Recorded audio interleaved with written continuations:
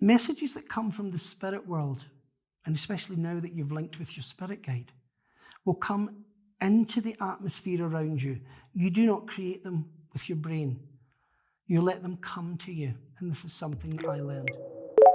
Now that we have reached a point where you have become accustomed to the idea that you are not just a physical body, that you have an emanation of light around your body, an aura, and it's that aura that actually reaches out to the spirit world, then working with external spirit will start to become more normal. We always start by reaching out to our spirit guide. In this way, we are talking to a higher, more intellectual mind.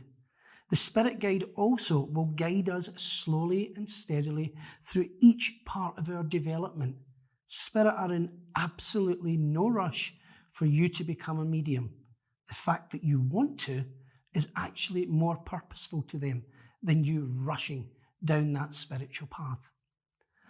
In exercise 3, we actually look at testing our guide and meeting our guide properly. And I say testing our guide because this is where we want to know, is this really my mind? Or is there something else at play here?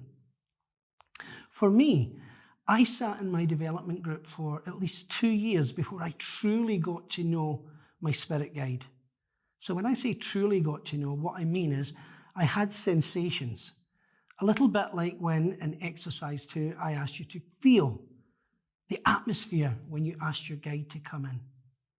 And if you've been recording regularly your feelings during each practice, you will be building up a picture that that particular guide just touches your mind in a way that causes a sensation or a change of temperature, a feeling of presence, a sound, a picture, whatever it is to you, that is your calling card or signature with your guide.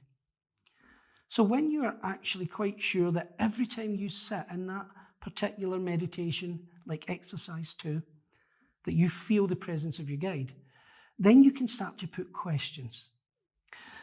Now, it's normal for the human mind to want to ask 10 questions instead of 1. I did it myself. I would sit in the power, I would reach out into the atmosphere, and I would feel the presence of spirit. And for me, that was always a sort of tingling sensation, like electricity around my face. When I felt that, I would say, "Are you my guide? What is your name? When did you live? When did you die?" Now, I hadn't had one answer, but I had now asked 4 or 5 questions. Now, this is how we complicate our mind and cause chaotic thinking. So we remember this. Even from exercise 1, the object is not to overthink. Messages that come from the spirit world, and especially now that you've linked with your spirit guide, will come into the atmosphere around you. You do not create them with your brain. You let them come to you. And this is something that I learned. So if you have in some way built this communication with spirit by way of a calling card. So for me, I learned this sensation tells me they're there. So if I say, "Are you there?" and I feel this, that's a yes. If I don't feel it, obviously, it's a no. I learned to ask yes and no questions. And I would ask, "Are you male?" And I would feel this. "Oh, did you live in this country?" I would feel this. And I would start to build up a mental picture because the spirit guide was giving me answers in a way that I could truly understand them. And also in a way that was not confusing me. And it was not confusing to go on with my development. And I learned to take it step by step, stage by stage.